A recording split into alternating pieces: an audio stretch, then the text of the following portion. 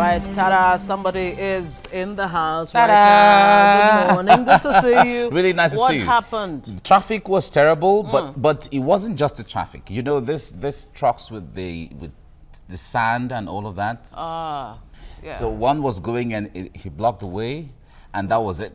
So everyone coming from behind, there was no alternative. We had to. We were stuck there for quite some time. But when they came and they helped, tell you what this traffic's cost. Exactly. The man hours wasted on the way, just getting to work or going somewhere else. But anyway, we're here. Thankfully, you're here. It's good to know that you are. Good morning. It's good to have you join us. Certainly on TVC Breakfast. We've been talking about different things, but however, Ngozi has been holding it down. But let's get into the discussions for the day now. Parents of the abducted schoolgirls in Dapchi, Yobe State, are grieving the abduction of their daughters from the government Girls Science and Technical School. Yes, indeed. And TVC News senior correspondent Femi Akonde got first-hand account of the trauma of parents missing their girls. A parent of one of the abducted Dapchi girls showing me photos of the last moments he shared with his daughter 3 days before suspected Boko Haram terrorist attacked her school. 14-year-old Hawa Lawan, a senior secondary school student, was unlucky, and her unhappy father is among the grief-stricken lot of Dapchi community in Busari local government of Yobe State. So how does this make you feel now? Would you still allow the remaining two of your daughters go back to school? Now, this school? Impossible. Impossible. Dapchi was relatively peaceful until the attack on the Government Girls Science and Technical College. Now everyone is on the edge, apprehensive of another attack. Though it may seem as if life goes on around here, but for most of them, life will never remain the same. I also met Kadau Deri. His daughter Aisha is one of the girls in captivity. Just like many others in the community, he is curious about the withdrawal of the military from Dapchi less than 3 weeks before the abduction of schoolgirls. They came with their luxurious bus like this. So they are calling the students. When by they started running away, some they started running away. From there, they bring the lorry down straight to a mini gate of where they have access to run. So they say, we are the military men, we come now, we will rescue people now, just enter the lorry now, just enter the lorry. So some discover that is not military men, and then they just started calling that, come now, we don't get the school, we don't get where the school premises, by the light of her horn. So there is one lady realized that she just come out of the car, come out of that bus, she just falling and just started running. That is why she escaped. Tears from a mother's eyes with a heavy heart and a daughter whose whereabouts is unknown. This is the family compound of Walida Adamu, abducted by Boko Haram terrorists.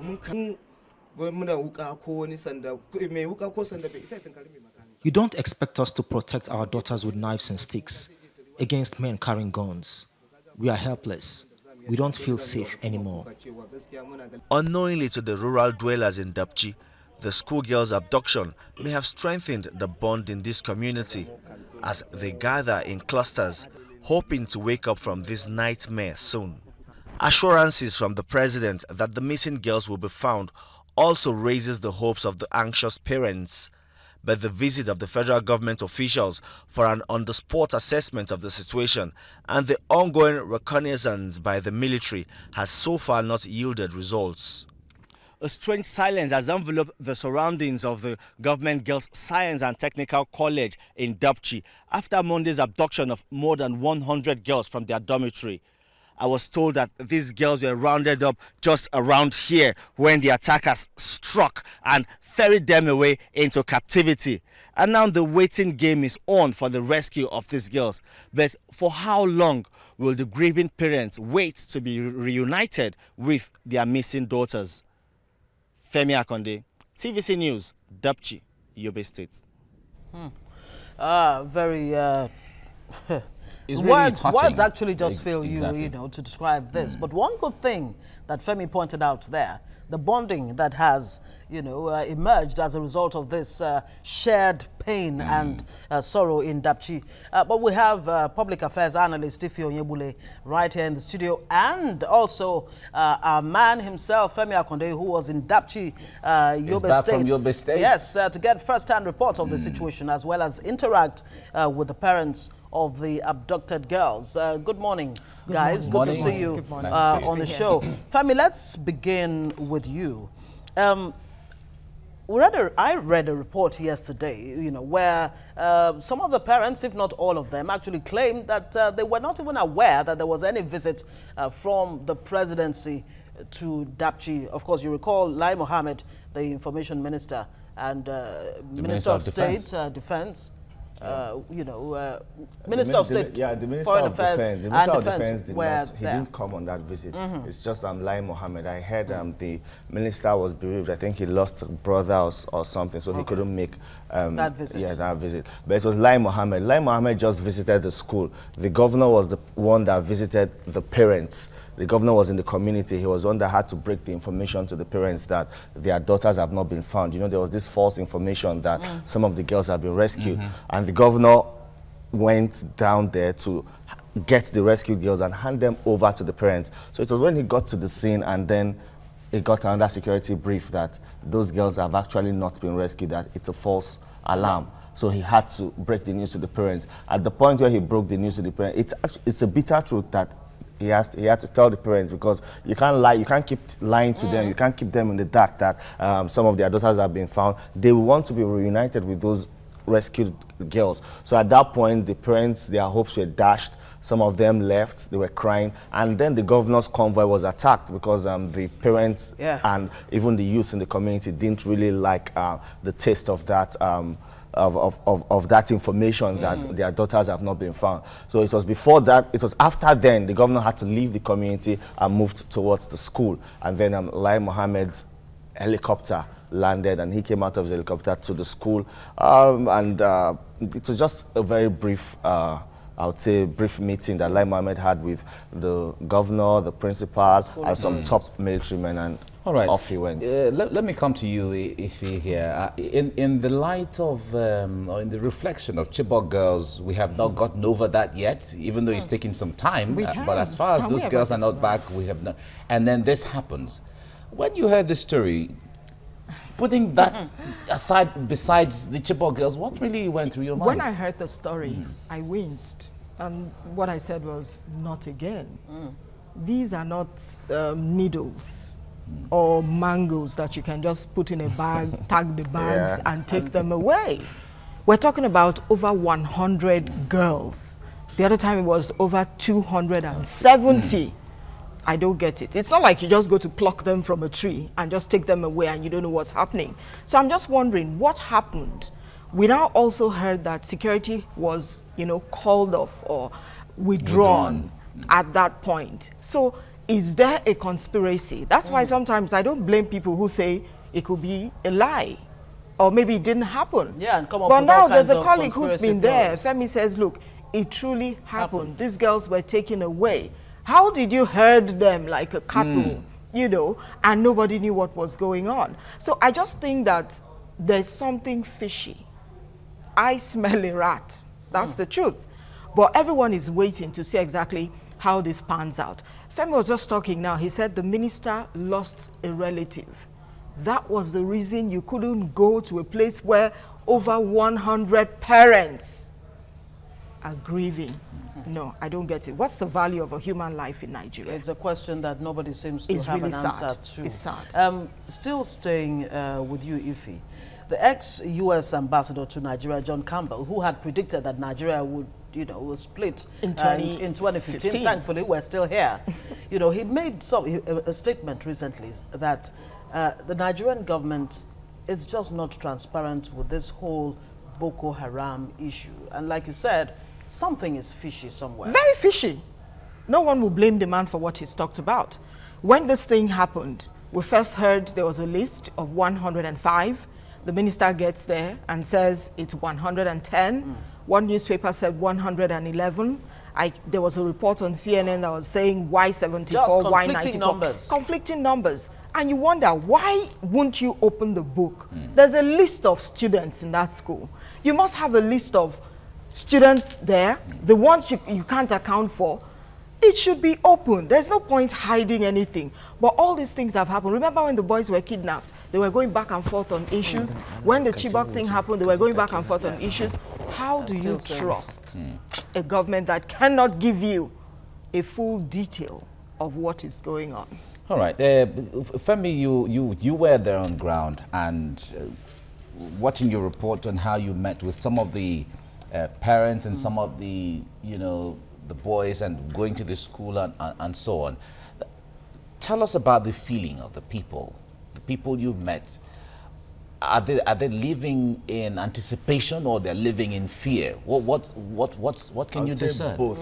They are living in anticipation of a day when their daughters will be back, but they don't know when that day would come. And they're also living in fear. This is the first time that Dapchi would experience an attack carried out by these Boko Haram terrorists. They've attacked neighboring communities. There's a community before you get to Dapchi, when you're coming from Damaturu, Babangida. Even after Dapchi, you get to Gaidam. Gaidam have also been attacked. But Dapchi has been peaceful since this whole war on terror and since these attacks by these insurgents. And they have never had it like this before, and they don't know if these guys would come back. And another interesting thing is these attackers are strangers to the community. They didn't know their way around the community. They just came there, rounded up some people and asked, where is the Girls Science and Technical College? No one wanted to take them there. So it was at gunpoint that some people had to lead them to the college. And then they started shooting in the air and the students panicked, running helter-skelter. It was in the process that some of the terrorists, of course, disguising as military men, called them and said, come, let's take you to safety. Just get into the bus, get into the bus. And then we're all boarding the bus. And I spoke with one of the parents, and he told me that at that point, one of the girls noticed, she observed one of the terrorists making a call saying, we are now at the school, we are taking the girls, we've been able to locate the school, we are taking the girls away, they are coming in, and then she suspected that this is not a military man. These are at that point, she jumped out of the bus and ran. So it is safe to actually conclude that this was a deliberate, well-strategized, well-planned on the part of the terrorists. Yes. And it is aimed. What is really the aim? I mean, Chibok has happened, Chibok girls. Now it's Dapchi girls. This is an attempt to stifle, for want of a better word, girl-child education. What would be the implications, if these girls are not found? And what does it mean for girl-child education, which is what the world is doing everything to ensure that something happens to, to beef up gender parity? I don't even want us to think about the fact that it may happen that someday these girls will not be seen. Some of the women who don't have their children or their daughters with them now, talking about the Chibok girls, you have no idea what it is they're going through. You know what it's like when you have a child, the child dies, it's a you see the body. Worst nightmare. Yes, you see the body, you bury it, and you know that you have closure. You have closure. But now you don't even know where the child is. I was speaking with one of these, the campaigners, and she said to me, they have it on record that at least 13 of those Chibok girls are no more. But remember, people were lashing out former President Olusegun Obasanjo when he came out to say, look, we can't have all of them back. They can't all come back. Besides, there are women. Many of them are women now. They've grown, They've had babies. They've had babies. And some decided to stay back with the men. I don't want to call them herdsmen or call them, terrorists. No, well, that's been called but when we look at this, insurgents, militia, we need to have a tag so that we don't just call them terrorists. Whatever. But look at the Dapchi. That's what it's look at the Dapchi incident. Where do we go from here? You don't even know where the girls are. Now look at the phone call that girl listened to. Because there's no data, how do you even trace what call that was or whoever made that call in the first place? And ask the question, if that kind of a place is experiencing such troubles, is it not possible to have CCTVs there? Benefit of hindsight. You asked a very pertinent question, Femi, whether any of the parents would allow their kids, their daughters, back to school. And that man said he may not. He said impossible. Wow. Impossible. Emphatically. You know, Nigeria has a high rate of out-of-school children. Most of them are from the highest. north. From the north.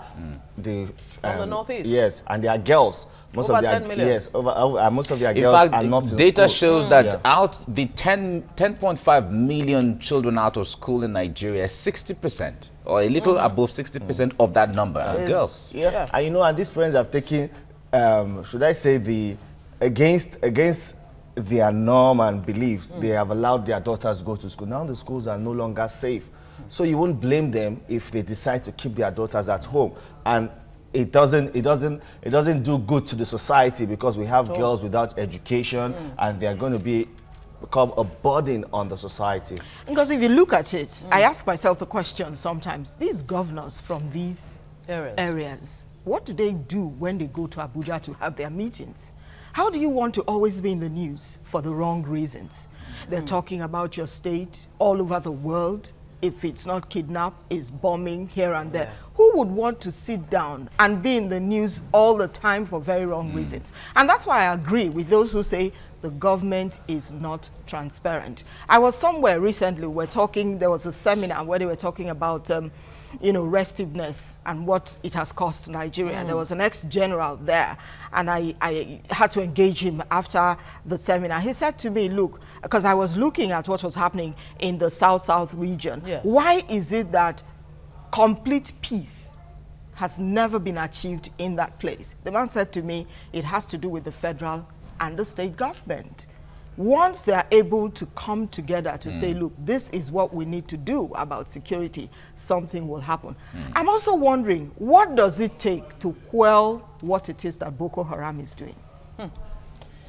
Well, we've asked military officers, we've asked security. They say, well, this is the war of ideology. This is not the conventional war. It's asymmetrical. When it comes to conventional war, the Nigerian army remains the best combatants on the African continent. But when it comes to the issue of the war of ideology, remember when we started these discussions about Chibok girls, they said, well, the Nigerian army is not trained for ideological insurgency. Exactly. They're trained. And so it takes time it's going to take time for them to, you know, face issues of terrorism, because terrorism is relatively new to Nigeria. So what if we had a situation where kids now go to school and take guns and, you know, clear people in classrooms? It's already a subject of debate in the United States. They're actually going beyond that and asking whether teachers can carry guns. That is a society, it's a present-day reality of the global community.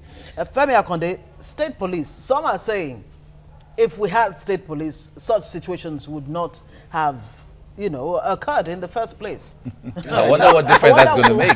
You know, even the federal police we have as it is now are not even trained to be able to tackle this kind of insurgency. You know, looking at that school in Dapchi, it's just about 300 meters away from a police station. You know, when I got there, I saw a police station, I saw policemen with arms, and the school is just a stone throw. And then I asked, how did this happen? These terrorists didn't come in the dark, they came shooting. You know, the sound of the gunshot was enough to attract the attention of the policemen.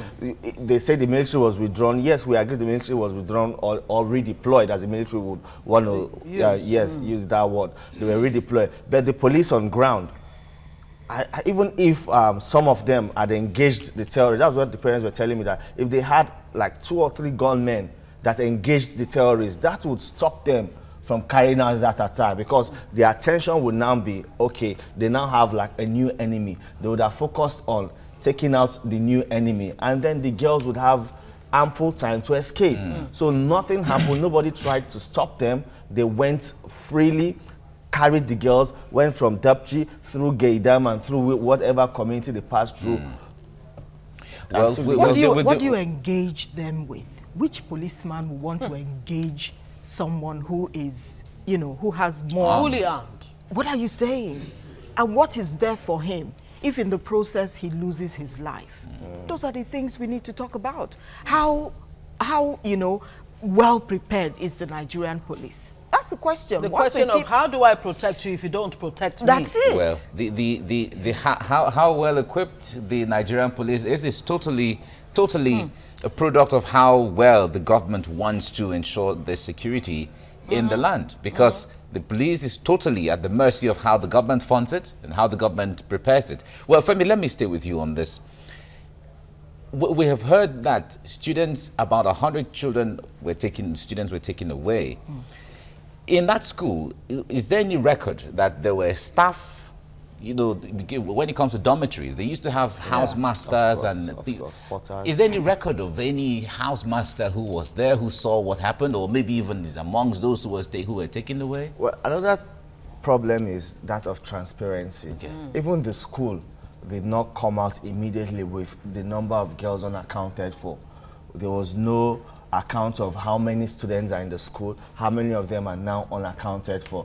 And people were asking questions, where are our girls? Let us know, do a roll call. Let us know who and who we cannot find and who, of course, was lucky to escape. Yeah. And then it took the parents to form an association of the Dapchi Abducted Girls Association, Parents Association. Parents, yeah. Yes, it took the parents to form an association and say, come, if you know you cannot find your daughter, come here, write your name. They formed, they tabulated it, name, age of the missing daughter, the phone number of the parent, the class of the daughter, and then the local government. And I would say that is the list that the federal government reworked. They may not want to admit it, but that's the list the federal government reworked a week after that abduction and then made it public. But it's the parents that took it upon themselves to come up with a list of these abducted girls. Tell us about the school. Is it fenced around? Yes, it's a fenced school, and it's just along the expressway on your way to Gaidam. It's not like it's isolated in the bush or something. So it was easy. It's just on the expressway there. And part of the reason the army gave for this redeployment or moving of their men from Dapchi is that, you know, look, there hasn't really been a history of threats to security in Dapchi, and that they had handed over to the police formally, which of course is up there in the wind. Still on the claims by John Campbell, former U.S. ambassador to Nigeria. What he said is that Boko Haram still has the capacity to operate freely in the country. But the military says, technically, and otherwise, whatever word you want to use, we have defeated Boko Haram. And maybe that's why they just had to strike this time. To show that when you look at it, what is the response? Emergency response. What has it been? He just talked about it. The parents had to come together to form an association to now put down the names of people who were missing. When this thing happened, how long did it take for government to react? Why were there no lines for parents to call in? And now we have a committee set up to investigate this. We keep having committees. How and what will they come up with? Those are the questions. Sincerity is out of the question, what it is we're talking about here. All right. And I don't know how the government wants quickly, to work before we leave, Femi, you were there, you were there days after this happened. Are there any security presence? Did you see soldiers or police on the streets or something? Yes, I'm driving into Dapchi. I saw a military checkpoint. We had to come down, light from our vehicle, and they asked us questions. Where are you going to? Where are you coming from? But before this attack, that was not in place. Maybe because they said Dapchi is peaceful or relatively peaceful, and they took it for granted, knowing that other towns around Dapchi, of course, are living on the edge. They experience attacks week in, week out. But Dapchi, they took it for granted, and they redeployed. How about the helicopters that were flowing around that we heard reports of helicopters? Yes, those are military, of course, the men of the Air Force working to see if they can find the girls somewhere hiding, conducting some surveillance. Which means they still believe that the girls are within that vicinity, territory. And there is a huge possibility that they are already moved away out of the, across the border. But there must have been plans to keep them somewhere before moving them further. You also know how porous Nigerian borders are, because after Dapchi to Gaidam, and then you are into Niger. Into Niger Republic. And it's most likely that's the way they might be going. They might just have been taken out. All right, we have to leave you here now. Femi Akonde, senior correspondent, thank you for coming on the program. And Ife Onyebule, thank you very much for coming. Thanks for having me. Thank you very much. Thank you. Right, yeah.